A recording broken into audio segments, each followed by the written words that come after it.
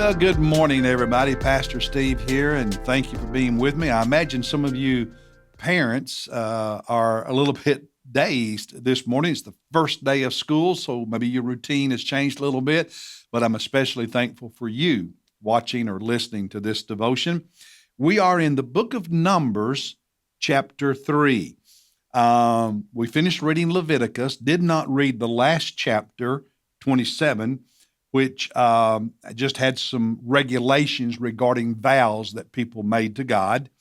The first chapter in the book of Numbers, chapter 1, is God directing Moses to do to conduct a census of the Hebrew people, and specifically to count the number of men aged 20 and older.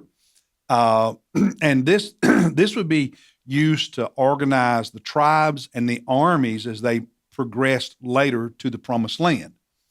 Numbers chapter 2 is details about the way the tribes were to gather around the tabernacle. So when the tabernacle was erected, and they would camp around it, north, south, east, west, and so there's instructions as to which tribes were to camp where, and then that also informed the order in which the tribes marched when they would move on their journey to the promised land. Now, Numbers chapter 3, which we are reading in today's devotion, talks about the priest and the Levites.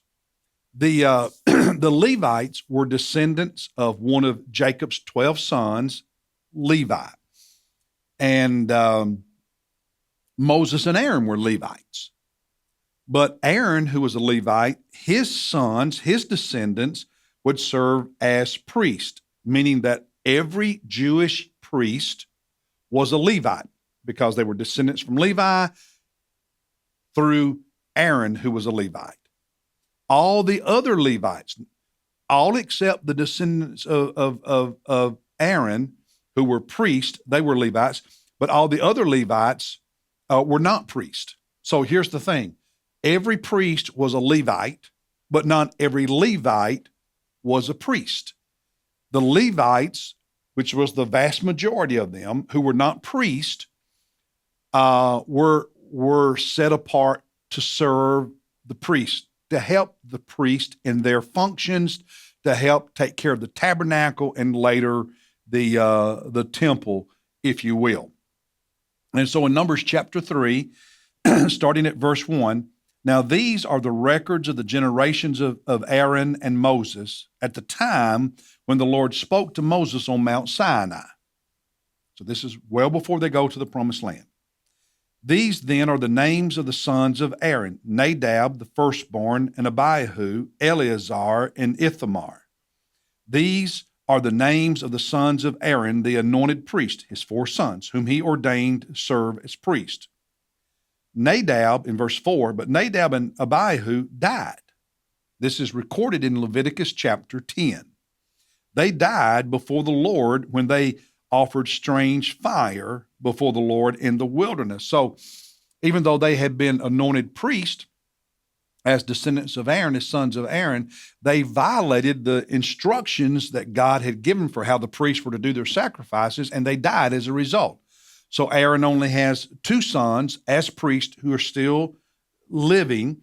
Eleazar and Ithamar served as priests in the lifetime of their father Aaron. So you had Aaron and these 2 sons, and then all the male sons of those 2 sons of Aaron, who were all Levites, they would serve as priests for the generations and centuries to come.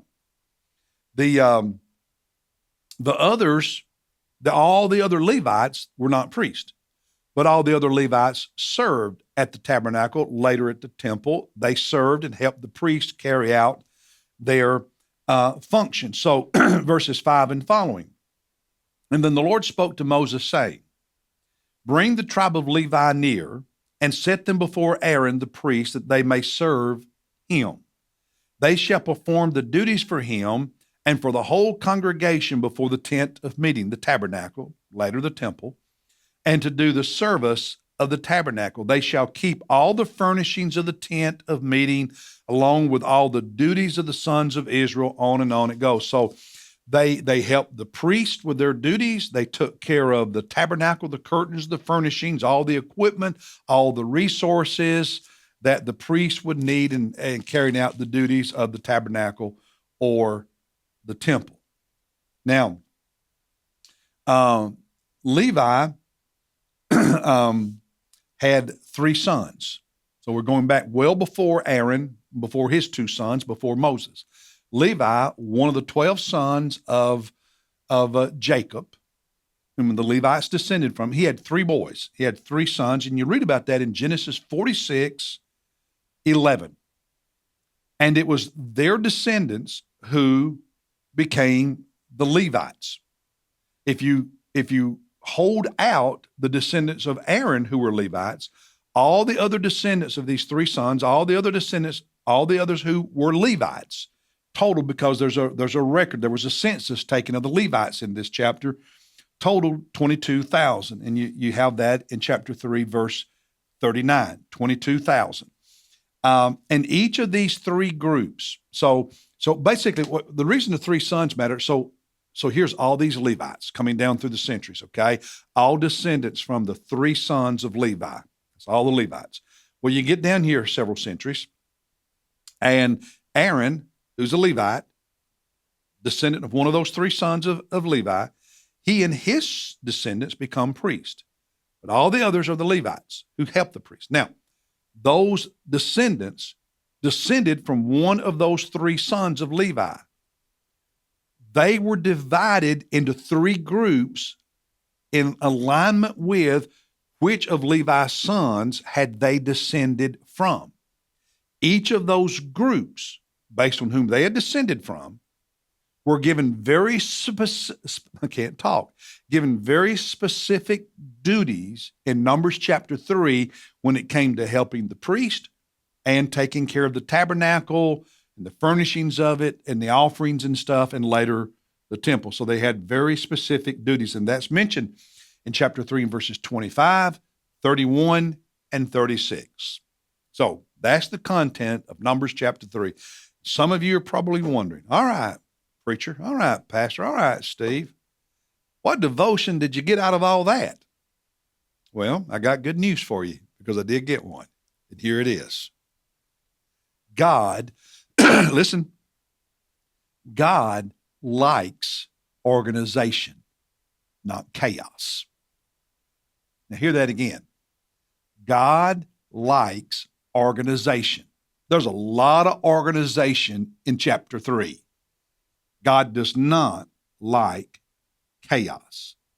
There is a clear division of duties, of responsibilities in this chapter, and a clear understanding of who is responsible for what is a good thing in life, in an organization, in business, in a church.